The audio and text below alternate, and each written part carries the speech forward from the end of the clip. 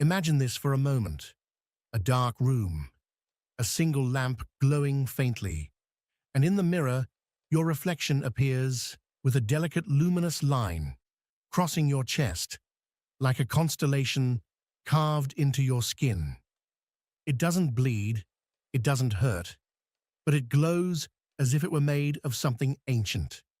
And as you move closer, that single line multiplies into 5 subtle marks, rising toward your neck, almost as if your skin were remembering stories that your mind has long forgotten. There are wounds that never show on the surface, and yet they refuse to release you. You've probably felt that before.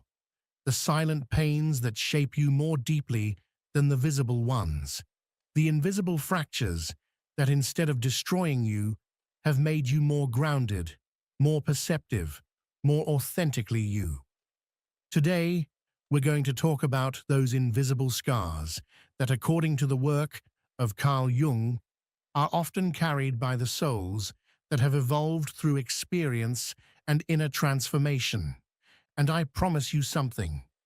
At the end of this journey, I will give you a concrete Jungian practice, a simple 7-minute ritual map that will help you recognize your scars and transform their memory into strength, clarity, and direction. But before we get there, notice something. You're no longer reacting the way you used to.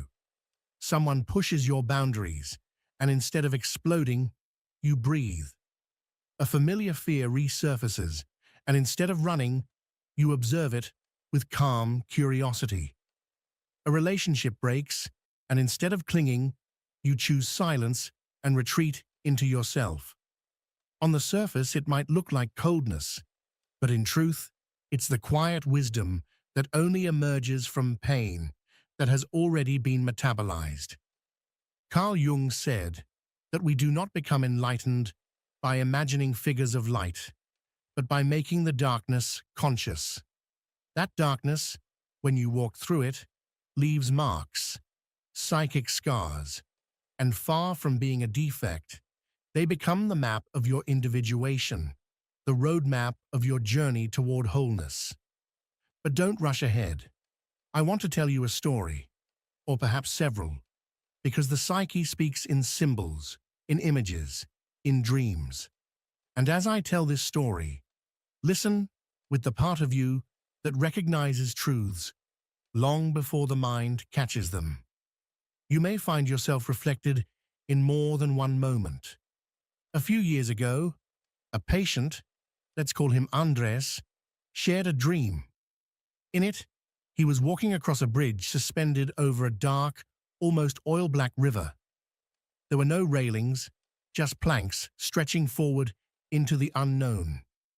On the other side stood a woman dressed in red, waiting. Andres advanced, but with every step, the wooden boards cracked and shifted, forcing him to jump from one unstable piece of wood to another, his heart pounding. He woke up with the sensation of his chest tightening, as if an invisible hand were reminding him that something inside him wanted to be born, but couldn't find a path. When we explored the dream through the Jungian lens, what was obvious and what was hidden began to reveal itself. The bridge represented his passage from a life obedient to the mask, the persona, that carefully constructed identity we show to be accepted, into a life more loyal to his true desire.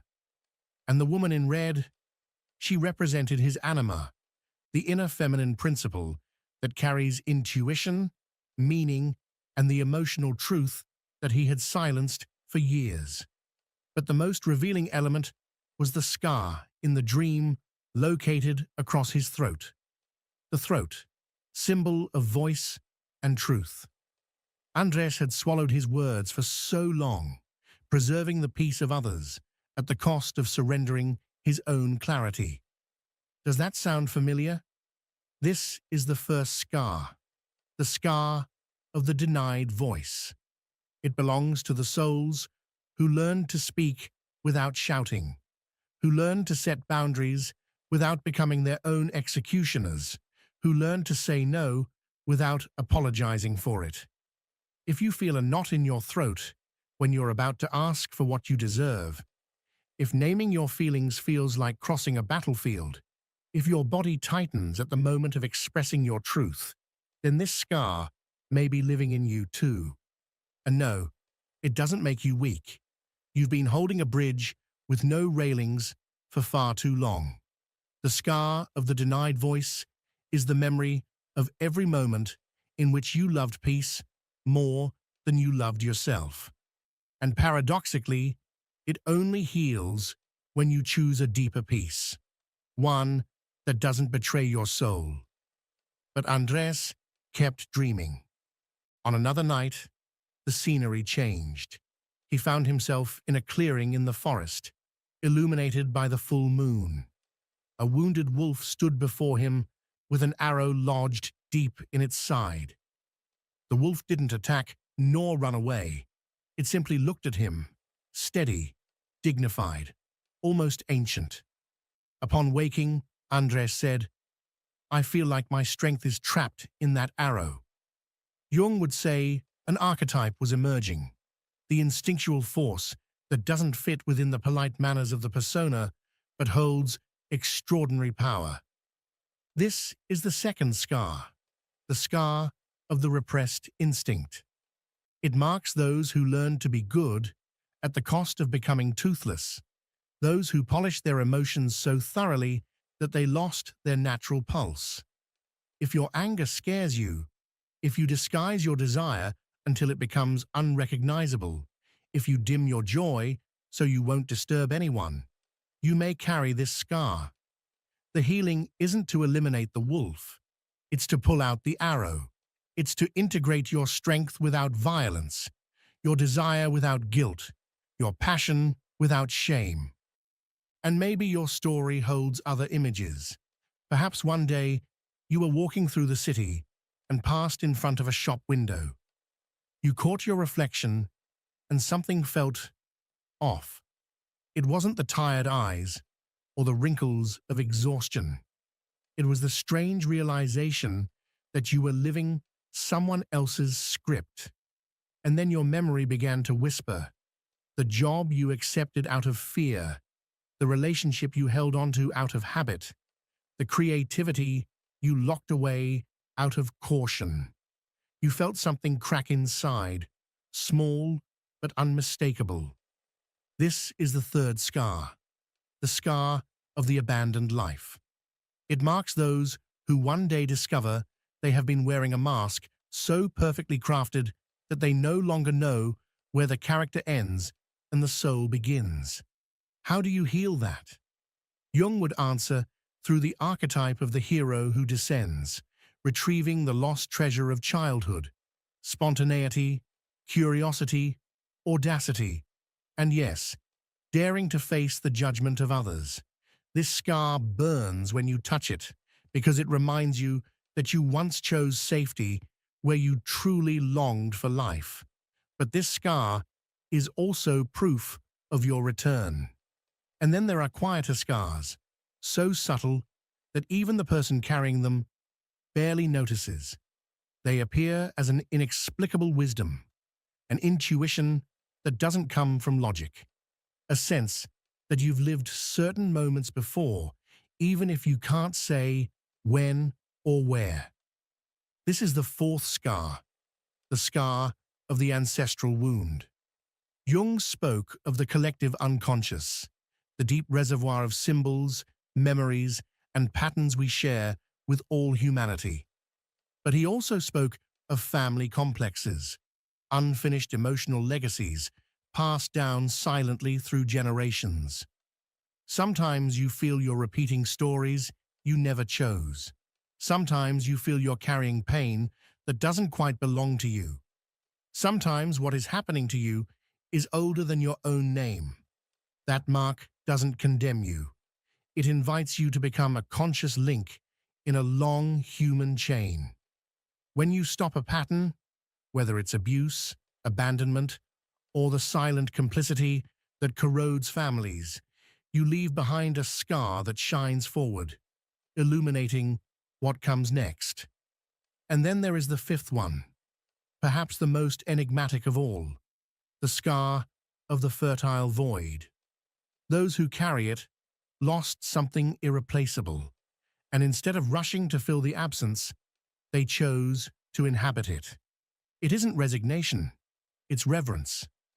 Carl Jung observed that the self, the regulating center of the psyche, larger and wiser than the ego, draws close during great internal journeys, grief, crises, losses of meaning. The emptiness becomes a womb.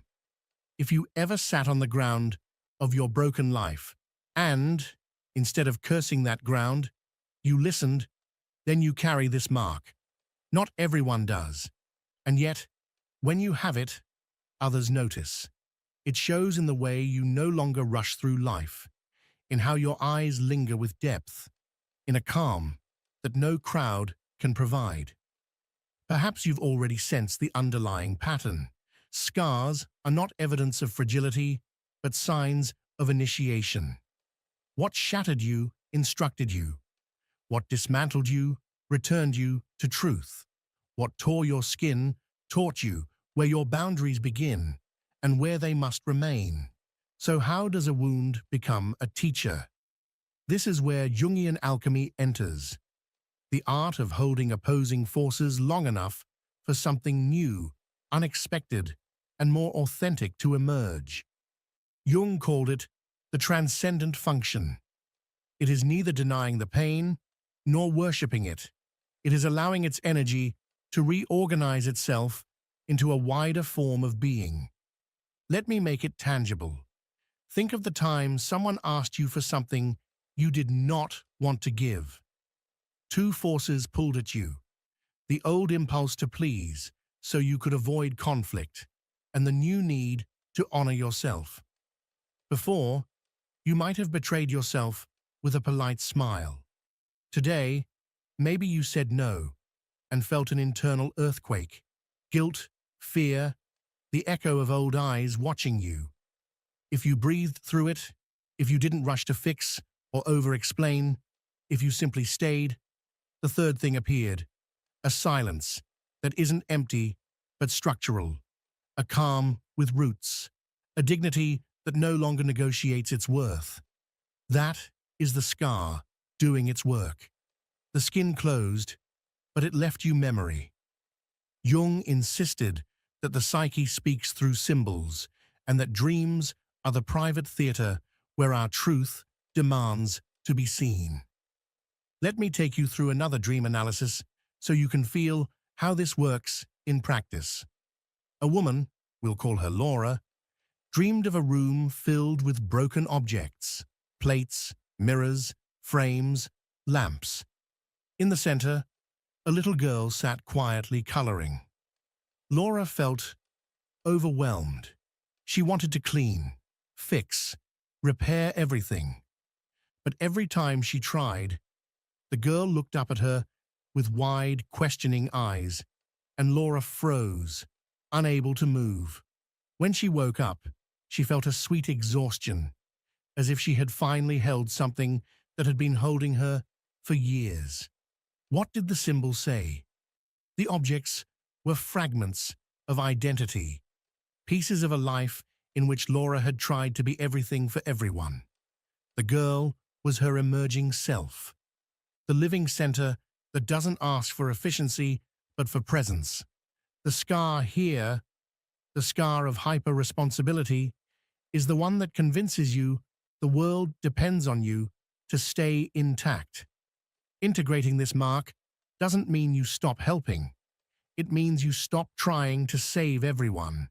It means trusting that the chaos that isn't yours to fix will also teach those who must face it. I know this journey stirs things inside.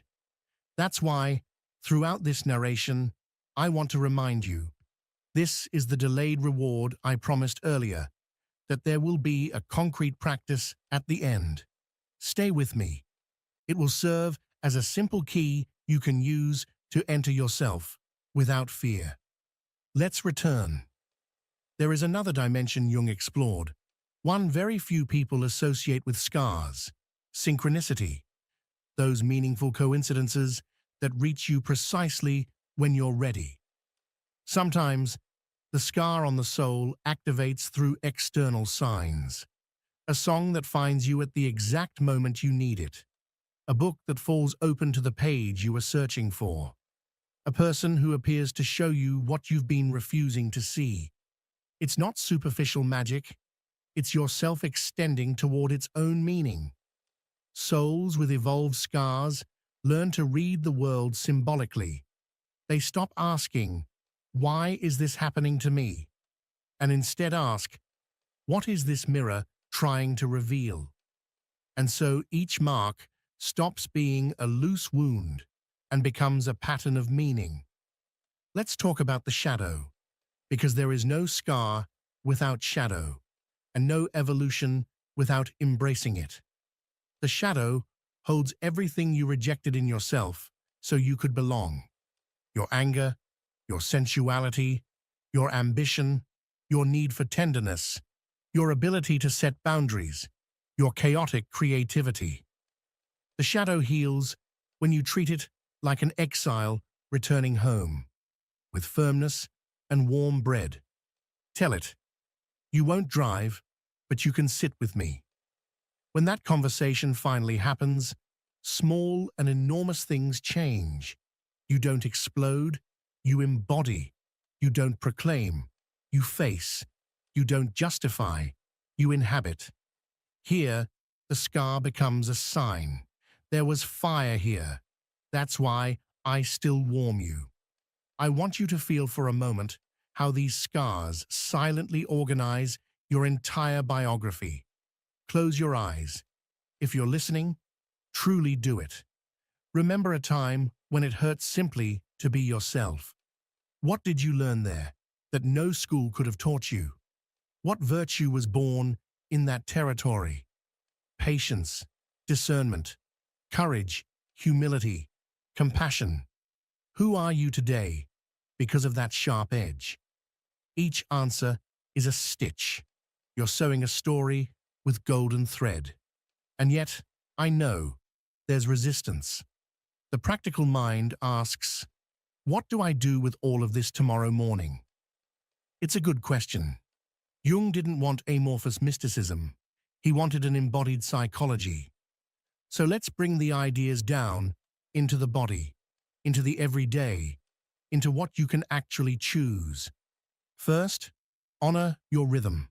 A scar forms only when the wound has stopped bleeding. If you're still bleeding, your task isn't interpretation, it's containment. Seek healthy containers: silence, movement, writing, therapy, nature. You don't heal on the stage, you heal in the workshop. Second, turn your truth into micro-gestures. The scar of the silenced voice. One clear no this week. The scar of the repressed instinct. One moment of purposeless play or dance. The scar of the borrowed life. 1 hour for a project that doesn't produce anything but ignites you. The ancestral scar. One family boundary that restores your dignity. The scar of the fertile void. 5 minutes of simply not filling space.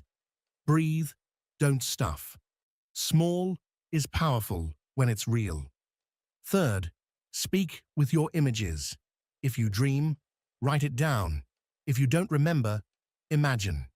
Ask the wolf, "What do you need from me?" Ask the little girl in the broken room, "What should I stop trying to fix?" Ask the bridge without railings, "What part of me still trembles when I cross?" Let them answer. You'll be surprised how seriously the soul treats these questions. Fourth, practice the art of conscious withdrawal. It's not running away. It's choosing the right terrain. There are arguments that amputate, people who demand your blood, dynamics that drain you. Stepping back from them is soul hygiene. No one waters a plant in poisoned soil. Your scar knows this. Where it once hurt, now you protect yourself. Fifth, The ritual of the threshold. Souls with evolved scars recognize thresholds, those invisible doorways between who you were and who you are becoming. Mark them. It can be a candle lit to name what you're leaving behind. A long walk, the day you commit to a decision. A letter written to the person you no longer are. Rituals tell the psyche, this matters, and what matters integrates. Now here is the promised teaching, the practical piece I said I'd share at the end. The map of the 5 scars in 7 minutes. Do it today, tonight, before bed, or tomorrow when you wake. Minute 1, witness breathing. Sit with your spine straight. Place one hand on your heart and one on your belly. Inhale through your nose for 4 counts. Exhale for 6. Say silently, I am here. Minute 2, locate. Ask yourself, where do I feel the mark of my voice? Bring your attention to your throat. Notice any tension, warmth, tingling. Don't correct, just recognize. There is memory here. Minute 3, instinct. Picture the wounded wolf in front of you. Look into its eyes without turning away. Ask it quietly, almost in a whisper, which arrow should I pull out today? And whatever comes to you first, an uncomfortable conversation, a habit you've been postponing, a truth you've been avoiding, that is your answer. Minute 4, person versus soul. Visualize the bridge. Name it softly. I am crossing from muting myself to expressing myself, from pleasing others to taking care of myself, from running away to inhabiting my own life. Feel the fear settling in your feet and the strength awakening in your legs. Cross. Minute 5. Heritage. Call your ancestors forth, not as a weight you must carry, but as a long line standing behind you. Say to them, what does not belong to me, I honor and release. What is mine to carry, I embrace with love. Watch how the line rearranges itself, how every figure takes its rightful place. Minute 6. Empty, fertile. Imagine a black bowl resting in the center of your chest. Drop into it a word that hurts, a memory, a name, a truth you never said out loud. Wait. Do not tear it out too quickly. Let the bowl hold it for you. Stay there. Minute 7.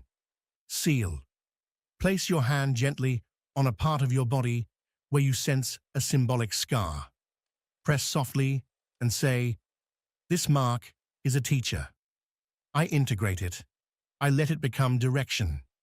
Inhale deeply, exhale slowly. Open your eyes. If you repeat this micro-ritual for a few days, you will notice that something begins to shift.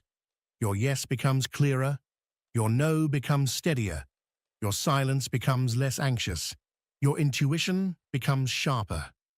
Not because you are summoning anything strange or mystical, but because you are rearranging your energy and offering your soul the language it understands, symbols, intention, presence. I want to close with a truth Carl Jung would have embraced wholeheartedly. Not everyone will see your scars as beauty. Some will wish you were soft again so they can mold you to the size of their limits, bend you to the shape of their needs, rely on you to fill their emotional gaps. Do not hand them the wheel. Your work is not to convince anyone of your worth. It is to live it. Your path is not to collect applause. It is to listen to yourself until your life sounds unmistakably like you. The visible scars on your psyche, the ones carried by your voice, your instinct, your authenticity, your lineage, your creative emptiness, do not isolate you. They select you.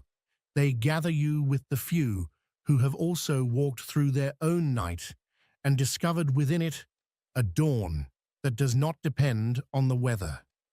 If you are here, if you felt these words touch the exact place they needed to, it is because you already know this. You are one of those initiated by life itself.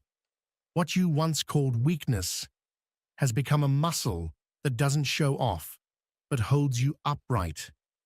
What once embarrassed you has turned into a compass. What once broke you has become a sacred boundary. And now comes the clearest reward, the Jungian teaching that sustains everything you have just heard. Individuation. The process through which you become whole without rejecting any part of yourself. It does not seek perfection. It seeks totality. You embrace your shadow so you can stop acting it out unconsciously. You honor the archetypes, the hero who dares, the great mother who nourishes, the wise old man who guides, the lover who feels deeply without clinging to any of them. You recognize the self as the widest center you have, and you align with it even when the ego, that part that wants control, resists and protests. To individuate is to let your scars heal with awareness. It is learning to read your marks as a map leading you back home. If this journey supported you, if something within you whispered yes as you listened, I invite you to subscribe, to leave a comment, and to share this video with someone you know is crossing their own bridge. Write to me below. I choose my scars as teachers. I want to read you. And don't miss the next Jungian exploration in this series. We will descend together into the cave of the shadow to retrieve the gold you once hid from yourself. Until then, protect your energy, honor your silence, and remember, your scars do not steal your beauty. They sculpt it. You become more real every time one of them lights up to guide you forward. Let me begin with an uncomfortable question. Why does the rejection of someone who once looked at us as if we were everything hurt so deeply? Rejection feels like a fracture in the soul, not because that person holds power over you, but because it exposes inner chambers you preferred to keep hidden. When that person walks away, you're left with the echo of something unresolved, something ancient, almost mythical, a silent tremor that shakes the foundations you thought were solid. It is the awakening of a wound you didn't know was still breathing beneath your skin. And this is where I want to speak to you, not as a distant observer of human behavior, but as someone who has wandered through the labyrinths of the human heart. If you do what I am about to share with you today, the person who rejected you will not only look at you again, they will look at you with the urgency of someone who suddenly realizes they might have lost a treasure they never truly understood. But here is the part most people overlook. The real importance is not whether they come back. The real importance is that you will not be the same person waiting at the door. The true power is not in the reunion. The true power lives in your transformation. The first impulse after rejection is usually denial. I'm fine. I'll get over it. Nothing happened. But you and I know that something did happen. It happened inside you. And the faster you try to run from the pain, the faster it catches up to you. Let me tell you this with the gentleness of a friend, but with the precision of someone who has spent years studying the human psyche. When you deny your pain, that pain quietly becomes the operator of your life. It doesn't shout. It doesn't force its way in. It works silently from a dark corner you haven't dared to illuminate. From that shadowy place, it expresses itself as anxiety, as attachment, as the unbearable urge to write to the one who rejected you, or as that hollow pressure in your chest that appears just when you believe you're healing. Rejection awakens an ancient figure inside you, an emotional memory that has been with you since your earliest wounds. Have you noticed the uncomfortable silence that arrives after someone leaves? That hollow space at the pit of your stomach, that whisper that visits when you're alone and says, maybe I wasn't enough. That silence isn't your enemy. It is a threshold. It is life inviting you to look inward, to finally observe the exposed wound that has always been there, even if you covered it with relationships, distractions, illusions, or desperate attempts to keep yourself occupied. You don't have to feel guilty for wanting to avoid it. Everyone does. But today, you are here because something inside you senses that the time has come to face yourself without masking anything. Ask yourself with radical honesty, what part of you felt humiliated? What part believed its worth depended on another person? Why did someone else's opinion have so much influence over your peace? These questions are not meant to punish you. They are meant to return your power to you. Because when you recognize the wound, when you stare at it without looking away, something extraordinary happens. You take back the power you unknowingly handed to someone else. The power to define who you are, the power to decide how you treat yourself, the power to stop begging for affection that should flow freely. Accepting the wound doesn't mean drowning in sadness. It means you finally stop fighting the truth of your own emotional landscape. It's like exposing the wound to light after years of hiding it in the dark. And yes, it might sting at first, but that same light begins to heal you. The wound stops being a bottomless pit and slowly becomes a path. And what's fascinating is that when something begins to shift inside you, something in the outside world shifts as well. The one who rejected you senses it, almost imperceptibly. They no longer perceive you from a place of neediness, of desperation, of emotional hunger, but from an entirely different energy. You are not becoming colder. You are becoming whole. And souls feel that. Even if they don't reach out, even if they never say it, they feel it. This deep acceptance creates a different kind of magnetism, one that is impossible to fake and impossible to resist. When someone is wounded, they seek to close the wound from the outside, with attention, validation, messages, or reassurance. But when someone accepts their wound, they begin to close it from the inside, and that shift transforms their presence. You become calmer, more centered, more sovereign. And this is where what many people call the return of the one who left begins, not through manipulation, but through energetic resonance. When you no longer vibrate from lack, the other person senses an emptiness, the absence of the emotional energy they used to receive effortlessly. And that absence often awakens curiosity, nostalgia, and even regret. However, acceptance of the wound is only the first step. It is the doorway to a much deeper process that leads you to a place where you don't just heal, you rise. Because after recognizing the pain, something even more powerful emerges. The understanding of where that wound truly came from and how to turn it into your greatest inner strength. And what comes next, let me give you a small glimpse, is something few people dare to face, but those who do change forever. You will learn how to deactivate the emotional dependency that caused you so much suffering.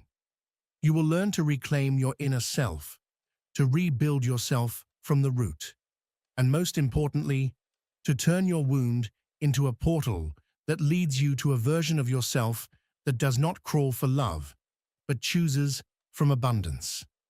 Because if acceptance is the door, what comes after is the fire that purifies. And that fire, I assure you, will make the person who rejected you see you differently, but more importantly, it will make you see yourself differently. You must cut the energy of emotional begging. There is a moment after rejection when, almost without realizing it, you start moving from a place of scarcity. You don't do it because you're weak. You do it because your soul is desperately trying to recover something it feels it lost. And that state, the mixture of anxiety, longing, and self-deception, turns you into something none of us wants to admit: an emotional beggar. Don't misunderstand this. It is not you who is needy. It is your wound seeking attention, your wounded self reaching outward because it fears looking inward. Your deepest self knows how to love with greatness. It knows how to stand tall, how to wait without begging, how to hold its own center. But the wound doesn't know any of that.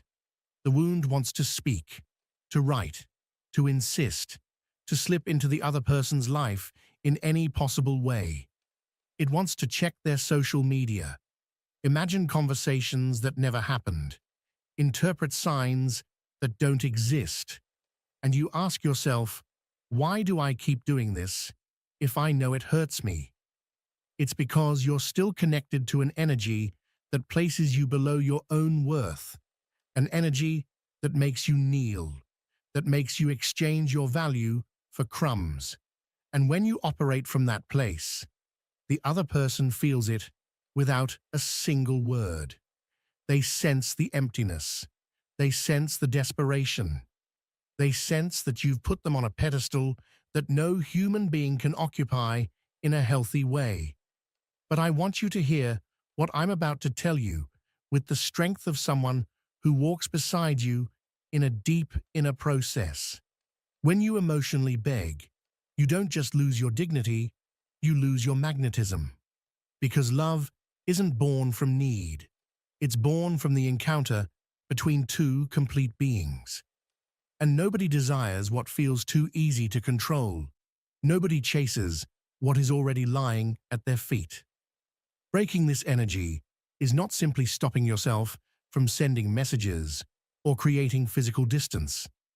Breaking this energy is a spiritual act, a psychological act, a visceral act. It means recovering your center. It means observing every impulse that arises from desperation and naming it honestly, fear. And then asking yourself with absolute sincerity, what am I trying to buy with this behavior? Attention? Validation? Proof that I matter? Because when you see it clearly, without emotional glamour, you begin to reclaim power. And this power doesn't come from coldness or arrogance. It comes from an internal decision. I will not beg for something that is born from my own lack. And don't worry, cutting this energy doesn't mean you're giving up on love, or giving up on that person, or shutting the door to a reunion. What it means is that you're giving up the version of yourself that was kneeling. And here comes a beautiful paradox. When you stop chasing, the other person begins to feel something strange, something like an absence that is paradoxically full of presence.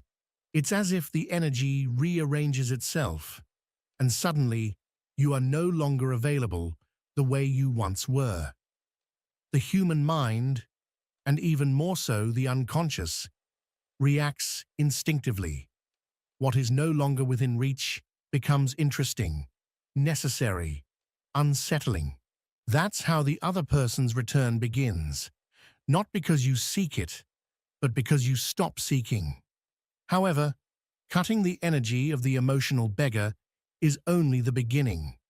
It means you've stopped the bleeding, but it doesn't mean the wound is healed. And this is where many people get stuck. They stop reaching out, but inside, they're still attached, still imagining, still idealizing. They don't understand that when the wound becomes quiet, it can transform into fertile ground for something far more powerful, the reconstruction of your identity. And that will be your next step. But first, allow me to take you deeper.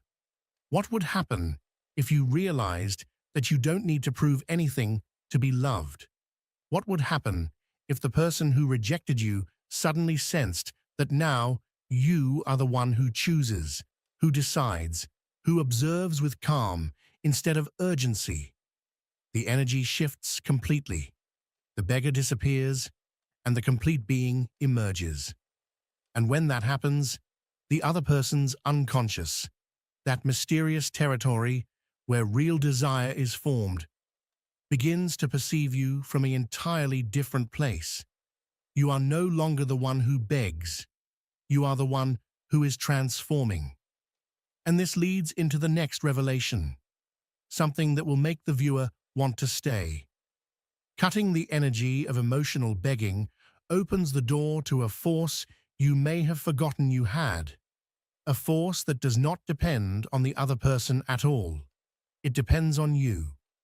Because the next step is to reclaim something you unknowingly gave away during the relationship or during the rejection, your magnetic identity. And once you recover that, not only will they seek you again, they will fear losing you once more. Reconnect with your shadow. That is where your lost attraction is hiding. There is a truth almost no one tells you after rejection. You didn't lose the person. You lost connection with a part of yourself. And that part, the one that was abandoned while you tried to please, impress, or be enough for someone else, lives in your shadow. The shadow is that collection of impulses, intuition, inner strength, desire, authenticity, and yes, even darkness, that we've hidden because we feared that showing it would cost us love. When someone rejects you, the pain isn't just about them leaving. The pain comes because your shadow wakes up, and it begins to ask you, why did you stop listening to me? Why did you turn your back on what made you unique? See it this way. When you were with that person, you likely showed only your safest version, your most agreeable self, your most predictable side. You tried to be constant light, hiding your contradictions, your intense passions, your doubts, your boundaries. You did it because you believed that was the way to preserve love. But the human soul doesn't work like that. The psyche balances itself through the tension of light and shadow. And if you repress your shadow to appear more correct, more perfect, more acceptable, you lose your magnetism. Yes, your attraction lives in what you hide, in what you fear revealing. Because the shadow isn't just darkness. The shadow holds your mystery, your character, your authentic sexuality, your intuition, your fire, your ability to say no, your capacity to walk away when something doesn't honor you. The more you reject your shadow, the more your energy dims. And when your energy dims, the other person stops feeling that vibration that originally drew them in. It wasn't your looks, or your kindness, or your availability. It was your essence. And your essence includes your shadow. Let me ask you something that might sting. When did you betray parts of yourself just to maintain a relationship? When did you stop expressing disagreement to avoid conflict? When did you stop listening to your intuition when it sensed imbalance? When did you start becoming someone you were not, in order to keep a love that should never have depended on you becoming a character? When you reconnect with your shadow, you reintegrate those lost pieces. And although it may sound abstract, it's deeply concrete. It means remembering what used to ignite you before the relationship, reconnecting with activities that made you feel alive, admitting your desires without embarrassment, reclaiming your ability to walk firmly, even if you walk alone. And when you do this, your energy shifts instantly. Your body expresses itself differently. Your voice becomes steadier. Your gaze deepens. Your presence returns. And then, almost inevitably, the person who rejected you begins to sense something different in you. They don't need to see you in person to feel it. Souls have always known how to communicate in silence. Suddenly, you no longer feel needy. You feel whole. You no longer feel afraid. You feel centered. You no longer revolve around their world. You occupy the center of your own.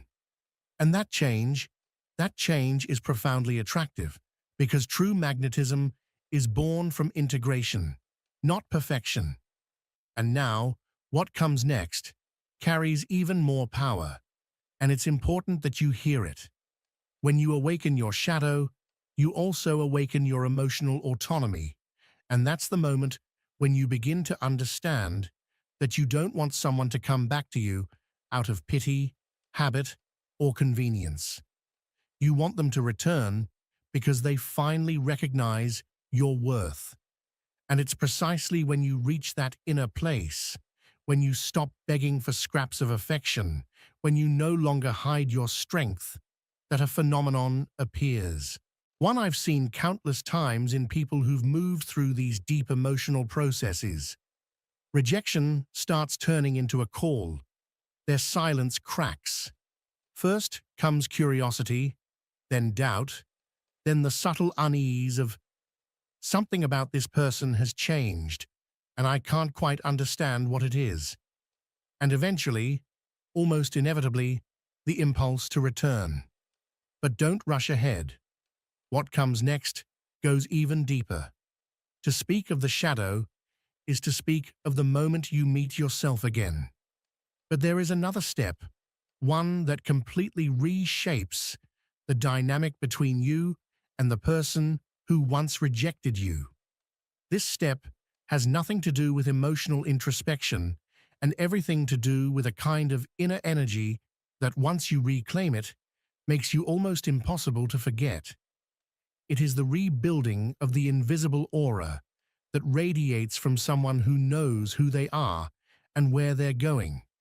That force, without revealing it entirely yet, will be the core of what comes next. When you learn why some people become unforgettable and how you can become one of them. Transform yourself, not so they return to your life, but so you no longer need them to. There is a barely noticeable instant in the healing process when something happens that changes the entire direction of your life. You stop wanting to get that person back, and you begin to get yourself back. Maybe you haven't reached that point yet. Maybe you're only beginning to walk toward it. But listen carefully, because this is the bridge that separates pain from true inner strength. And yes, paradoxically, it's also the exact moment when the other person starts to feel your absence. Not as a chase, not as pressure, but as a real void. Transformation does not mean reinventing yourself to impress the person who rejected you. Transformation means returning home, returning to the corners of your soul where you buried pieces of yourself that are now begging to come out. Because while you were emotionally entangled, you may have stepped away from the things you loved, abandoned the rituals that anchored you, disconnected from your passions, silenced your instincts, and let your emotional freedom shrink. And that shrinking made you small. It made you quiet. It made you dependent on something external to feel worthy. Real transformation begins on the day you look at your own reflection and recognize that you too were a participant in your own suffering. Not out of malice, but out of forgetfulness. You forgot your boundaries. You forgot your purpose. You forgot your strength. You forgot that you were whole long before that person entered your life. This awakening hurts because it exposes uncomfortable truths, but that pain is exactly what gives you back your power.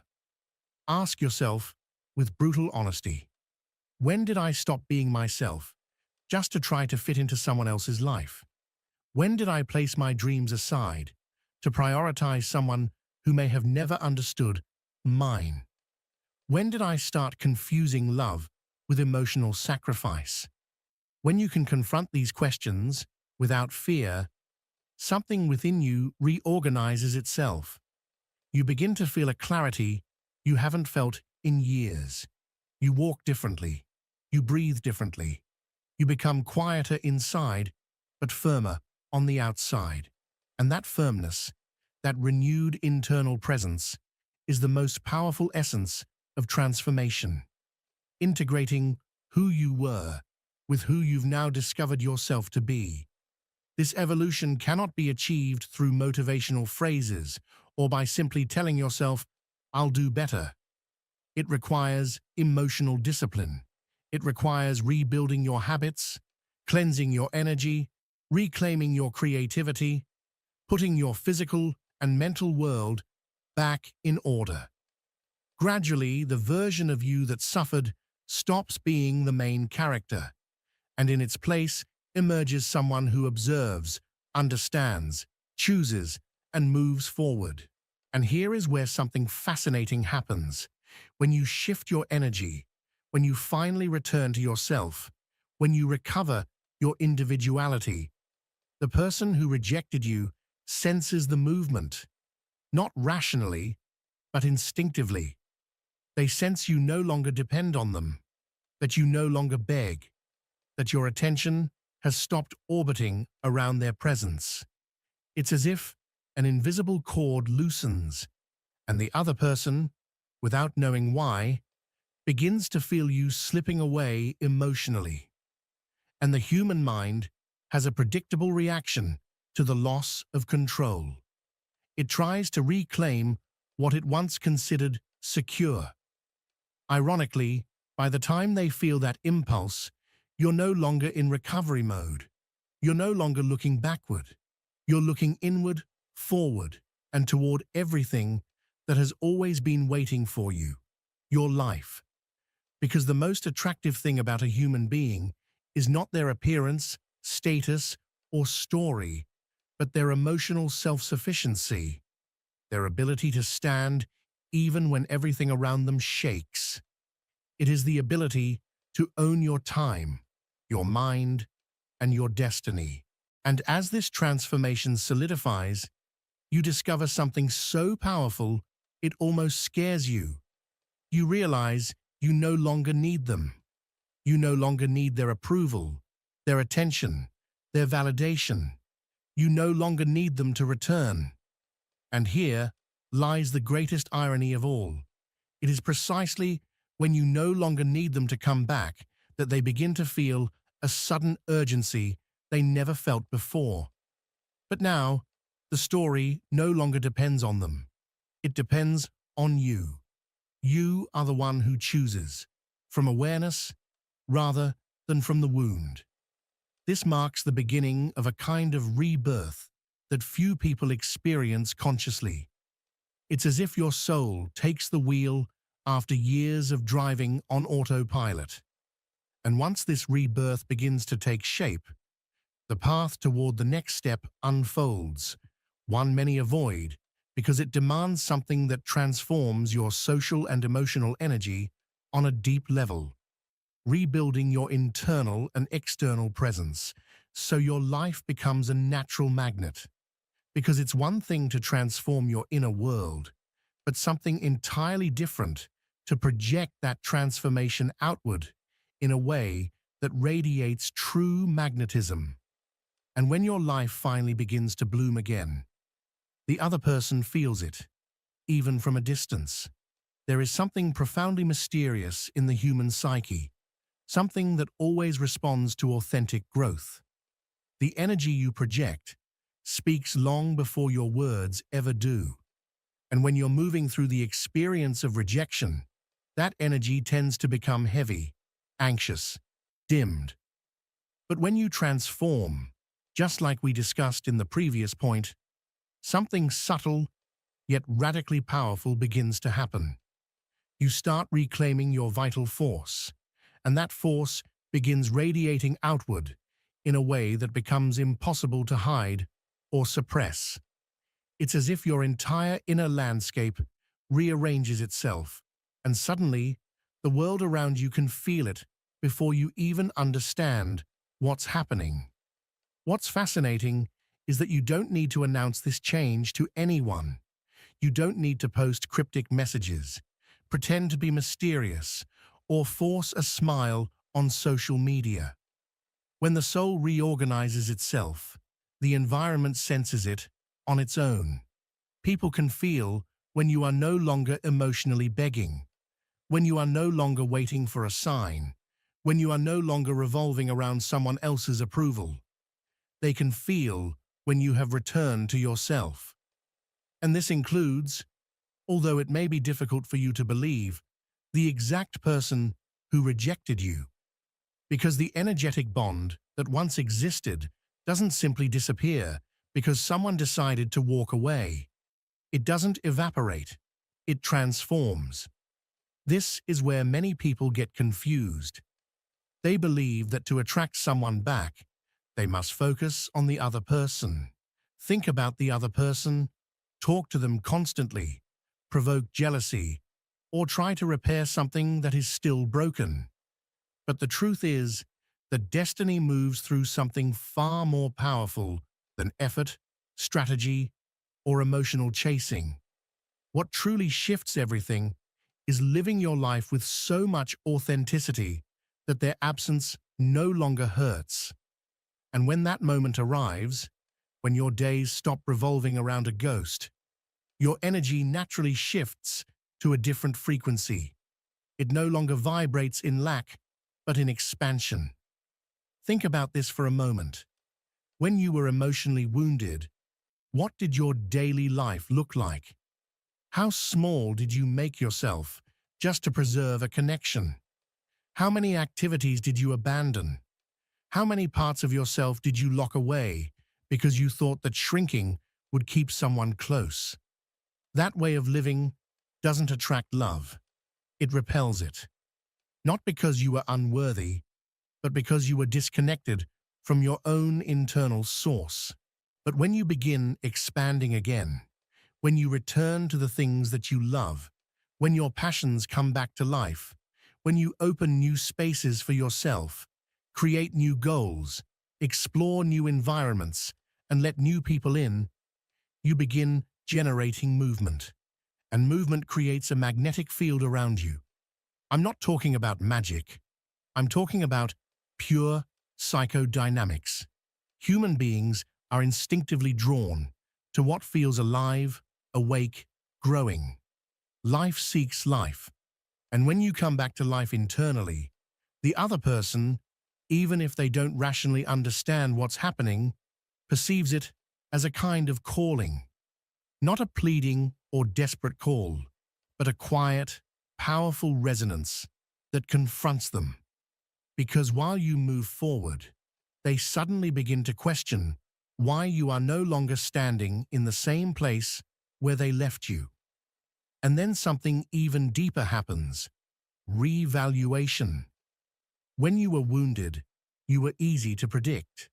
Your emotions were transparent, your intentions obvious, your waiting endless. But when you redirect your energy toward your own inner blooming, something shifts. You are no longer in the emotional space where they once knew you. And what cannot be predicted becomes intriguing. Your emotional absence turns into a mystery, and mystery is naturally attractive. You might ask yourself, why should they care if they were the one who rejected me? Because human beings are not wired to let go of something valuable without questioning their own decision afterward. And your growth becomes undeniable evidence of value. Not value measured in compliments or appearances, but internal value. A coherence between what you feel and what you do. A rebirth of your essence. No one wants to admit that they let something meaningful slip away. That's why, when you start flourishing, the other person feels a subtle vibration inside, something that pulls at their attention and urges them to look back. But I want you to notice something essential. This point is not just about the other person noticing your transformation. It's about you noticing it too. It's about feeling your life move again, feeling time flow through your hands instead of slipping away, feeling your energy rising, feeling your presence returning. And this experience becomes almost addictive. the sensation of returning home to yourself. This is the moment when you stop living from need and begin living from internal abundance. And someone who vibrates from abundance doesn't chase, they attract. And in this process, something begins preparing you for the next stage, something deeper, the reconstruction of your psychological boundary. That invisible barrier that protects you, empowers you, and when it becomes firm, not only awakens admiration, but also desire. Because this transformation is not about attracting anyone. It's about becoming someone impossible to ignore. Do you see it? You are already walking toward that version of yourself. You reappear in the world, from greatness, not from the wound. This is one of the most decisive moments in your entire process, and it defines how you re-enter someone's life, or how they re-enter yours. Because sooner or later, when your energy shifts, when your inner axis stabilizes, when your shadow integrates, and your life begins to bloom again, something inevitable happens. The external world begins responding to your internal restoration. And among those responses, more often than you might expect, appears the person who once rejected you. It may be a message, a call, a comment, a "how have you been?" a "you crossed my mind today." But this is where many make a fatal mistake. They return from the wound instead of from the greatness. They return with hidden need, with the secret hope of being chosen this time, with the impulse to prove that now they are enough. And by doing this, without even realizing it, they undo the growth they worked so hard to achieve. Because the human soul is incredibly sensitive to the origin from which we act. The other person may know nothing about psychology, may not understand energy, may lack emotional vocabulary, but they can feel it. They can feel when you show up from lack and when you show up from abundance. Returning from greatness means you are no longer seeking validation. You are seeking connection. It means you are no longer waiting to be accepted. You are willing to share your new self without fear of rejection. It means you are no longer trying to prove anything, because who you are now speaks for itself. You don't need complex speeches, strategies, or emotional manipulation. Your presence speaks. Your silence speaks. The way you hold yourself speaks. And paradoxically, that's what impacts the other person the most. Imagine for a moment what it would be like to meet that person again, but from a completely different place than the one you were in when they rejected you. Picture it seriously. How would that encounter look if your heart was no longer trembling, if the urgency to be approved had dissolved, if the fear of comparison had vanished? How would it feel to enter that conversation with the calmness of someone who doesn't need but chooses? That kind of presence awakens respect, interest, and attraction, not because you are acting, but because you are inhabiting your truth. The greatness I'm talking about isn't arrogance, pride, or coldness. True greatness is serenity. It's the energy that quietly says, "I am at peace with myself, whether you are here or not." And even if you never say those words out loud, the message reaches the other person on an unconscious level. It tells them they can no longer play with your emotions. They can no longer come and go as they please. They can no longer assume you're waiting at the door. It shows them that now they must approach you with respect, with clarity, with intention. And here is something important, something I've seen again and again in deep psychological processes. When you return from greatness, the person who rejected you doesn't just see you differently, they see themselves differently. They suddenly realize what they lost, not because you're trying to prove anything, but because your transformation becomes an uncomfortable mirror, a mirror that reflects a simple truth. While you stayed the same, this person grew. That contrast awakens unease, curiosity, and a quiet sense of a missed opportunity that many people don't know how to handle. And that's where the behavior that many describe as coming back desperately begins. But understand something essential. Your goal is not to make anyone desperate for you. That is merely a side effect of your evolution. What truly matters, what matters more than anything, is how you feel when you reappear in the world. What vibration you carry in your chest. What confidence echoes in your voice. What peace shines in your eyes. Because if you return from the wound, you break again. But if you return from greatness, you build what comes next. And speaking of what comes next, I want to leave a final seed. What you choose to do from this moment on will determine whether that person comes back to you, or whether you are the one who no longer wishes to return to the past. That decision, that moment of clarity, that final turning point that changes everything, is exactly what you learn when you take the last step of this inner journey. If any part of this resonated with you and you want to continue growing, understanding your mind, and healing the wounds that still echo within you, I invite you to take your next step. There are videos that can help you strengthen your worth, break patterns that have limited you, and remember who you truly are. Choose whichever of the two you see here. They're waiting for you. Have you ever wondered why you sometimes feel an overwhelming, almost unbearable desire to do absolutely nothing? Why even the simple act of getting out of bed can feel like a kind of violence against yourself, as if the world is demanding something from you that you no longer have the strength or the will to give? And what if what you call laziness is not a flaw, not a failure, but a sacred cry coming from the deepest, most suffocated part of your soul? Carl Jung once said that the one who looks outward dreams, but the one who looks inward awakens. And those words carry a truth that few dare to face.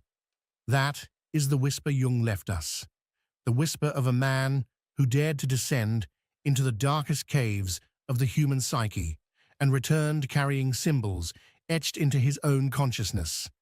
We live in an era that curses quiet moments, an era that glorifies constant motion and condemns stillness as defeat. To rest is seen as weakness. To feel tired is almost unacceptable. But what if your soul is begging for a pause? What if your exhaustion has nothing to do with your body or your mind, but with something deeply spiritual that has been ignored for far too long? Every one of us has felt something like this at some point. There are moments when the bed becomes a refuge, when daylight feels harsh and intrusive, when the heaviness on your shoulders doesn't come from anything you can name, but from something dark, silent, and ancient that you carry within you. And then you blame yourself. You judge yourself. You tell yourself you should be doing more, producing more, becoming more. But maybe, just maybe, you are simply drifting away from a role that no longer belongs to you. A role you've been forcing yourself to play, even though it has stopped feeling like home. Perhaps what you call having no strength is actually the soul's quiet refusal to continue living a lie. In this journey together, we are going to walk through a landscape that most people avoid. We are going to dismantle the idea that rest is wrong, that slowing down is failure, and we are going to dig into what Jung discovered, hiding behind that impulse to lie down, to disappear, to retreat into the silence that frightens you. We will talk about the collapsing soul, about the body as a messenger of the unconscious, and about the 5 forms of sacred laziness that reveal far more about you than you think. This journey will not be comfortable, because truth rarely is. But maybe for the first time, you won't feel alone in that emptiness you carry deep down. You already know it. Something inside you is trying to be born. And sometimes, the womb of rebirth is silence itself. There are days when the body refuses to respond. You try to command it. You try to force yourself to open your eyes, to stand, to move, to exist in the way society demands.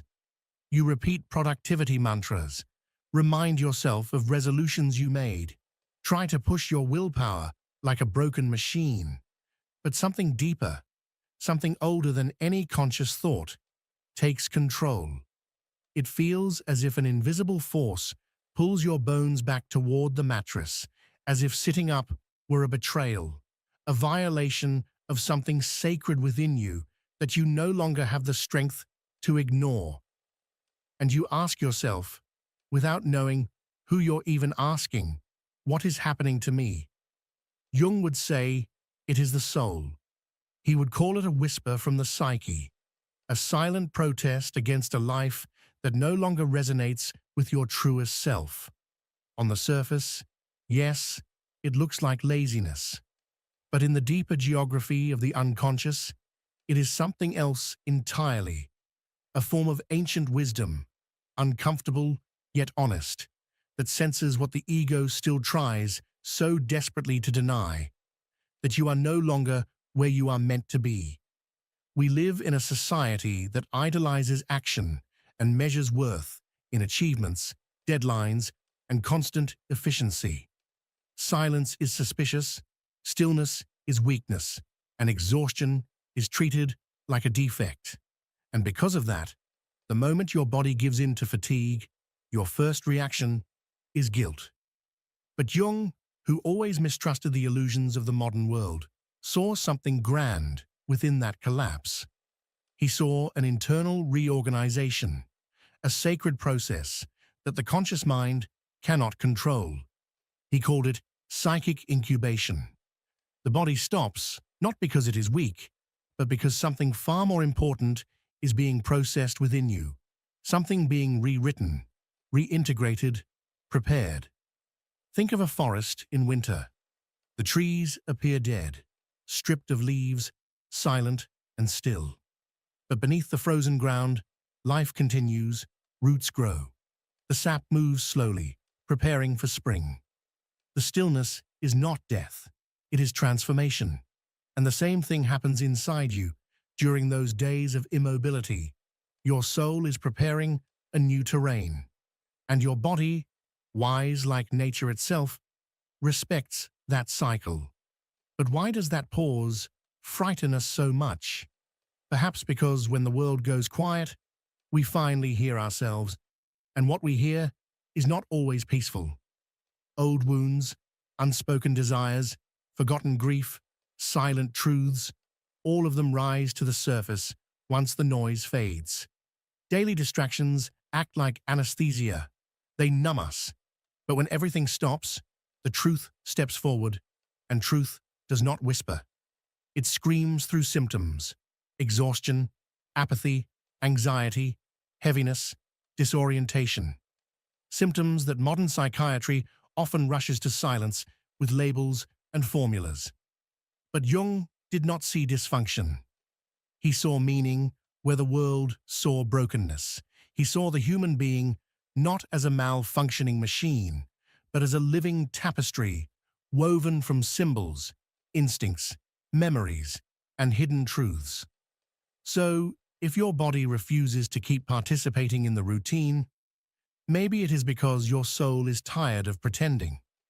Maybe it is begging you to stop, to listen deeply. And listening to the soul requires a kind of courage most people never develop. Because once you hear the soul, it may ask for things that terrify you. It may ask you to leave a profession that no longer makes sense. It may demand the end of a relationship that survives only out of fear.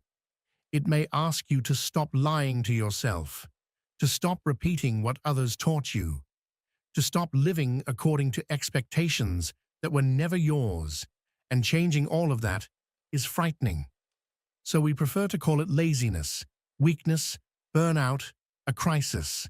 But deep inside, we know the truth. Something within us no longer accepts the life we are living, and the body, loyal to the soul rather than to society, stops cooperating. Because it knows the cost of continuing would be far greater than the cost of stopping lying down, and feeling no desire to get out of bed is not always the end. Sometimes it is the beginning. It is the quiet announcement that something within you is preparing to be reborn. And like every birth, it arrives with pain, with silence, with an inner trembling that feels like breaking. The real challenge is not to run away from that emptiness, but to step into it, to let yourself sink into that inner night, where no one applauds you, where no one is watching, where the soul, almost in secrecy, begins stitching a new layer of itself. So the next time you feel that overwhelming desire to do nothing, resist the impulse to reject it right away. Instead, feel it, question it, sit with it in silence. Ask yourself, what is trying so desperately to be born inside you? There is something essential you need to understand. The most dangerous enemy you will ever face doesn't come from outside. It lives in your own mind. It's that sudden urge to explode, that anxiety that freezes your entire being, that emotional attachment that quietly drains your strength from the inside out. All of this follows a predictable pattern. And until you restructure the mental model that triggers these reactions, everything will keep repeating itself again and again, like a loop that refuses to break. But there is a way to transform that inner foundation with cold logic, with strategic awareness, and with emotional retraining practices capable of rewiring the patterns that sabotage you. Not every kind of exhaustion is the same. Some forms of tiredness weigh on the body like stones tied to your ankles, dragging you through the day. Others feel lighter, like a fog that wraps itself around your thoughts and dissolves the meaning of everything you try to do. And then there is another type of exhaustion, strange and almost sacred, that seems to come from a deeper place, from a dimension untouched by sleep, coffee, or motivation. Carl Jung saw this kind of fatigue not as a failure, but as the mysterious language of the soul. He understood that what we call laziness is often the unconscious attempting to interrupt the artificial rhythm of life and pulling you inward so you can listen again. He referred to this as sacred withdrawal and identified 5 different ways this inner calling can manifest itself. The first is the laziness of misalignment. Have you ever felt like you simply no longer have the energy to do things that once seemed effortless? Meetings, goals, tasks, conversations, things you used to tolerate now feel fake or even painful to your emotional skin. This happens when your external life no longer matches the pulse of your inner world. The soul senses the disconnection long before the mind does, and as a form of protest, it withdraws its energy from everything that no longer resonates. Jung would say, the soul refuses to nourish a life that is not true. So you stop, you freeze. You simply cannot keep forcing the character you created to survive in the world. That exhaustion is not a flaw. It is integrity. It is your unconscious declaring, I will no longer help you sustain this illusion. The second is the laziness of unprocessed grief. How many losses have you buried without ritual? How many endings have you ignored just to keep moving forward? A death, a breakup, a change you didn't fully acknowledge, or an older version of yourself you abandoned without a proper farewell. Jung believed that the soul carries these losses like lit candles in an inner altar, quietly waiting for recognition. When grief is not honored, it remains undigested, and what the heart cannot process eventually begins to rot inside. So the soul forces the body to stop. It imposes silence, not to punish you, but to give you the space to finally say, yes, this hurt me. Yes, I lost something that was part of me. The third is the laziness of emotional overload. You absorb everything. You feel too much. You cry for others, despair at the world, collapse under the weight of tragedies that are not even yours. Jung referred to this as psychic hypersensitivity. People with this nature function like sponges for the collective pain. And when they absorb more than they can transform, the body shuts down like a dam reaching its breaking point. The stillness is the soul's attempt at energetic purification.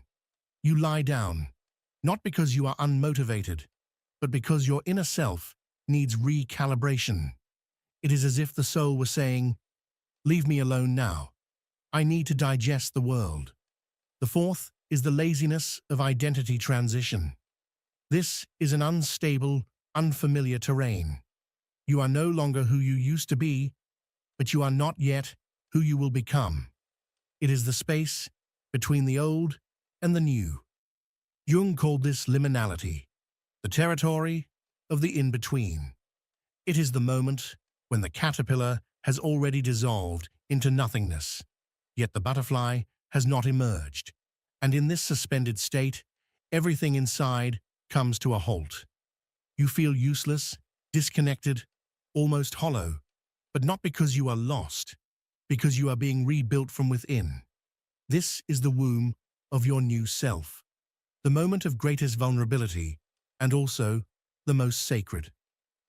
The fifth and final type is the laziness of blocked creativity. You feel a force within you, a pressure to express, to create, to give form to something profound. But it doesn't flow.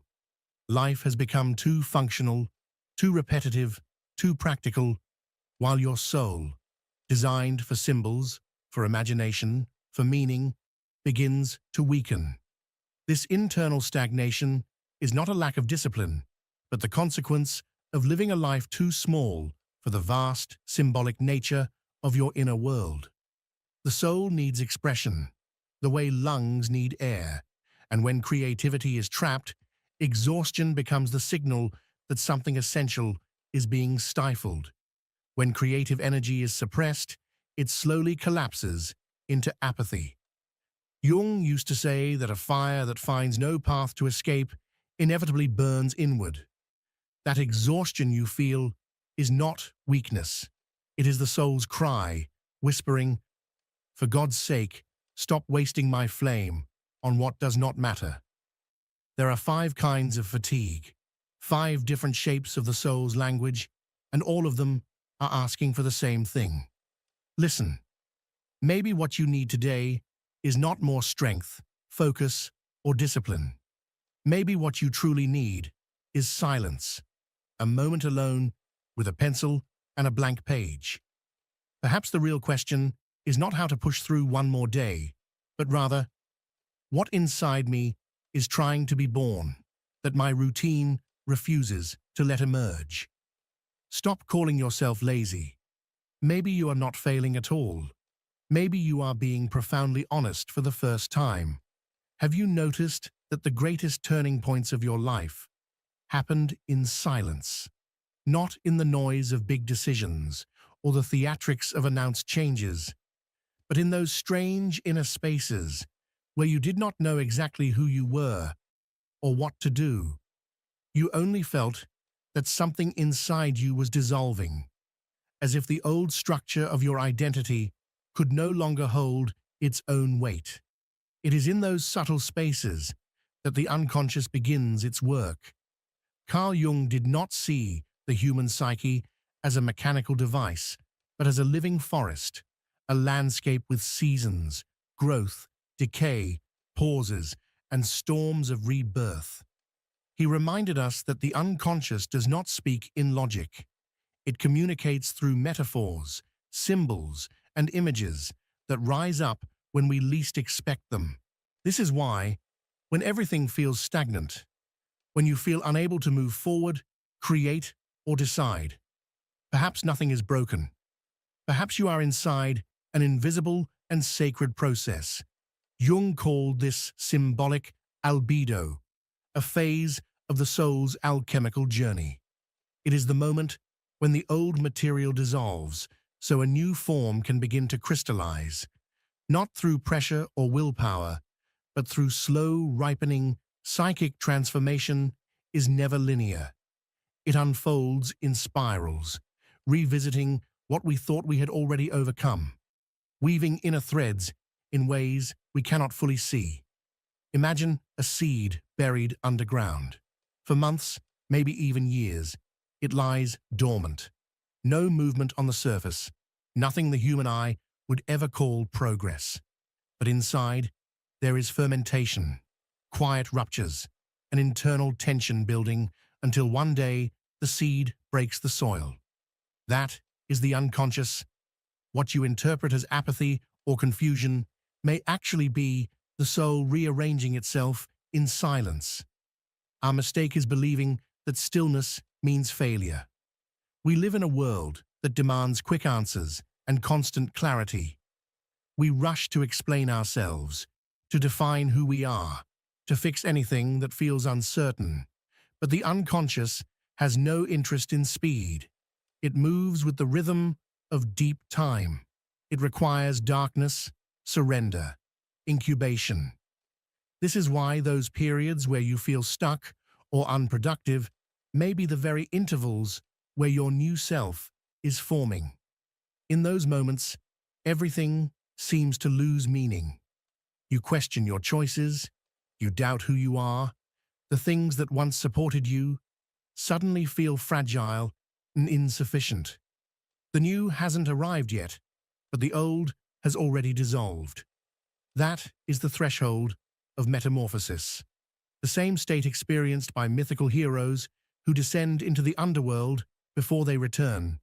Transformed Christ in the desert, Plato in the cave, Jung in his solitary retreat on the shores of Lake Bollingen. Every path of transformation contains a symbolic exile before the return. So when you feel absent from yourself, when it seems like the world is suspended around you, perhaps you are unknowingly standing in that sacred exile. Jung said that the unconscious writes its truths in images, not sentences. That is why, in these moments, it is crucial to pay attention to dreams, to repeated patterns, to symbols that follow you, to emotions that return without a clear cause. They are fragments of a new narrative assembling itself inside you. And there is a crucial point in this cycle, the threshold of not knowing. This is the moment where you lack answers and direction. It is tempting to fill that space with distractions, explanations, or self-diagnoses, but it is precisely there, in that uncomfortable emptiness, where the soul begins to speak. You must endure the void without rushing the arrival of what is meant to come. The new cannot be forced.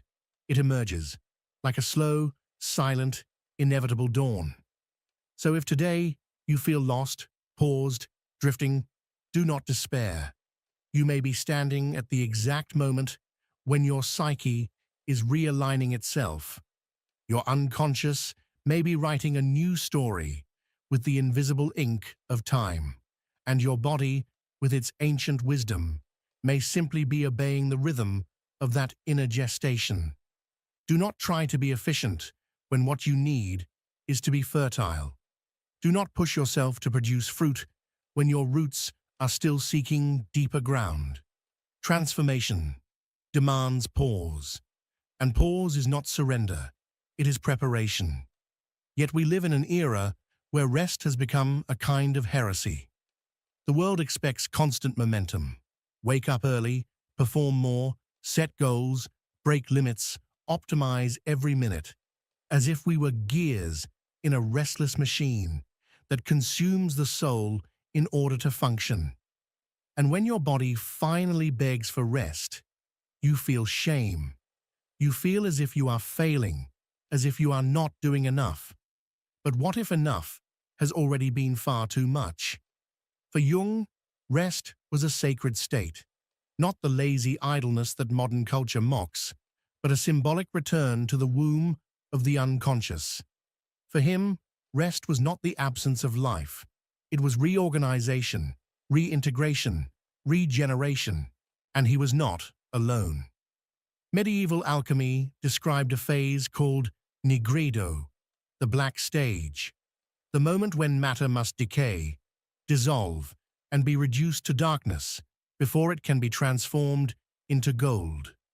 The soul, Jung said, moves through the same ancient cycles, and when it enters nigredo, everything within you begins to slow down.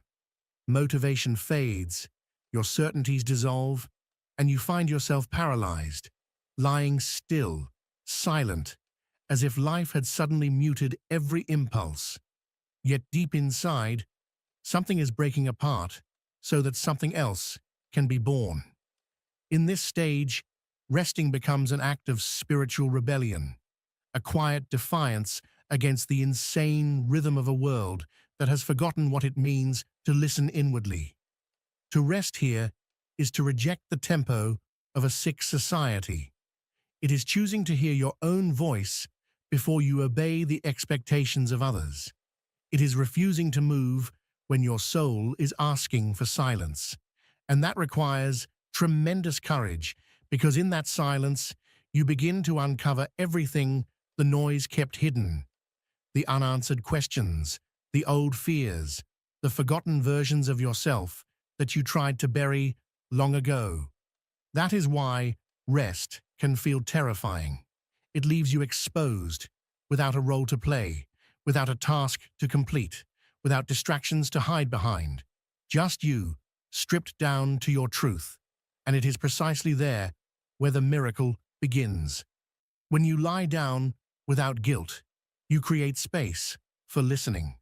When you pause, you allow the unconscious to rise to the surface. By resting, you are finally declaring, "My soul does not have to prove anything in order to deserve existence." Have you ever considered it that way? That maybe your body is simply translating the language of the soul, and that the impulse to lie down, to remain still, is not an illness, but a gesture of inner integrity, a sign that something within you is seeking alignment rather than performance. We live under the dictatorship of productivity. We are surrounded by slogans urging us to conquer, to rise, to outperform, yet no one teaches us how to stop. No one explains that the soul blooms in cycles, that even the earth needs its winter, and that your inner winter is not failure but potential waiting to germinate. It is the quiet preparation for a new season of being. You are not weak for resting. You are strong enough not to betray yourself. Imagine, even briefly, that rest is actually a divine calling, as if life itself were whispering, "Lie down, close your eyes, come back home," as if everything that truly matters could only reveal itself when the mind is silent and the body is allowed to breathe without demands, without pressure, without the burden of proving anything. Yes, the world may mock your pause. People may label it laziness, avoidance, or self-indulgence, but what they cannot see is that in that silent moment, lying still, you are being reborn from within. You are moving through the shadows, and when you return, and you will return, you will come back different, more whole, more authentic, more capable of distinguishing between what nourishes you and what drains you. Rest, then, is more than a rite. It is a ritual, a quiet manifesto against the logic of exhaustion, a soft but unshakable declaration that says, "I am not here merely to function, I am here to exist." There is a moment, You might recognize it when silence stops feeling like emptiness and becomes presence. A moment when the world slows down and something deep within you shifts softly, like a whisper, rising from a place you didn't know existed. That is the soul speaking in its ancient tongue, and once you hear it, nothing remains the same. Jung called this process active imagination, a dialogue between the ego and the unseen fragments of the unconscious. But the truth is, you don't need a manual to hear the soul. You only need the willingness to stop running from yourself. Because your soul is already speaking. It speaks when you cry without reason, when your chest tightens the moment you enter certain places, when a dream repeats itself night after night, or when an image, a river, a doorway, a shadow, follows your mind for days without explanation. These are not psychological accidents. They are messages, symbols, pieces of your being trying to surface from the darkness to become whole again. But to hear them, you must unlearn.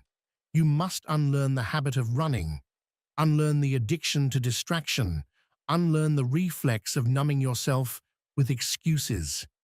The soul does not speak through to-do lists. It does not send emails. It whispers. And sometimes that whisper feels like weight in your body, like a need to vanish for a while, a desire to lie down and dissolve for hours, days, even weeks. It is easy to dismiss this as laziness. What is difficult is to accept that it might actually be your truest self, knocking at the door. Jung taught that when the ego collapses, when the rational structure can no longer sustain your existence, the unconscious rises and begins to guide the psyche from within. It is in this moment that the new self begins to take root. But it does not arrive with grand gestures. It arrives as doubt, as restlessness, as a feeling you cannot quite name, a soft tremor signaling that something within you is reorganizing itself, preparing you for the next chapter of your becoming. It also arrives as a question that echoes in the middle of the night, a question that seems to rise from a place you can't quite name. Who am I becoming? And maybe you don't know how to answer it, and that's completely all right. The soul never demands immediate answers. It only asks for presence. That is why, the next time that strange drowsiness pulls you inward, don't run. Sit down. Let yourself soften. Take a notebook, even if your hands feel heavy. Write without thinking, without trying to make sense of anything. Let your pen move, like it has a consciousness of its own. Draw shapes you don't understand. Let symbols spill out of you before your mind has time to censor them. Describe the dreams that seem absurd, the ones that don't follow any logic but linger in your chest, like a quiet riddle. In that messy space, between confusion and instinct, something will begin to take form. Maybe it will be an image you don't recognize, a sound that resonates for reasons you can't explain, a name that appears out of nowhere, or simply a small impulse that pulls you forward. That is your new self, sketching itself in invisible ink. That emerging version of you might no longer desire the things you used to chase. It might grow tired of what once excited you. It might ask for silence in moments when everything around you is screaming for movement, noise, and productivity. And yet one thing is certain, that new self will be truer, more whole, more aligned with who you are, not with what others expect you to be. The world won't pause to give you space to listen. Life won't stop spinning, so you can sit in stillness and hear that whisper. You will have to choose, quietly but bravely, that your inner path matters more than any outer performance, and that choice changes everything. Because when you truly listen to what your soul is trying to tell you, you begin to act with a power that doesn't shout, but guides, a power that doesn't impose, but reveals, a power that rises from your core and radiates outward. And so, if today you feel tired, if everything feels unbearably heavy, if you sense an inexplicable need to disappear for a while, listen closely. Maybe it isn't an escape. Maybe it's a calling. Maybe it's not the end. Maybe it's the silent birth of the person you were always meant to become. Maybe deep down, all your soul ever wanted was to be heard. And that desire you feel to lie down, to withdraw from the world for a moment, wasn't weakness. It was wisdom. Silence is not empty. It is fertile. And when you stop, even if the world calls you fragile or lazy, it is exactly there, in that pause, where something new begins to breathe. Jung taught us that the soul does not scream. It whispers. And sometimes the bravest act isn't pushing forward. It's lying down and listening. There was a time in my own life when I woke up every day with the same heaviness in my chest. The sun rose, but nothing inside me felt illuminated. All I wanted was to stay in bed, and I blamed myself for it. I hated myself for it. I called myself useless. But it was in that emptiness that I found Jung's writings. It was lying there, motionless and defeated, where I first read about the psyche in its incubation state. And for the first time, I felt understood. It wasn't laziness. It was rebirth. If this video made you feel even a little less alone, then everything I've shared has already been worth it. And now, if you've stayed until this moment, perhaps your own soul has whispered something to you as well. Tell me in the comments what you heard within your silence. And if this message made you think, you can like it, share it, or simply take a deep breath and let it settle. I'm not going to ask you to turn on notifications, but who knows?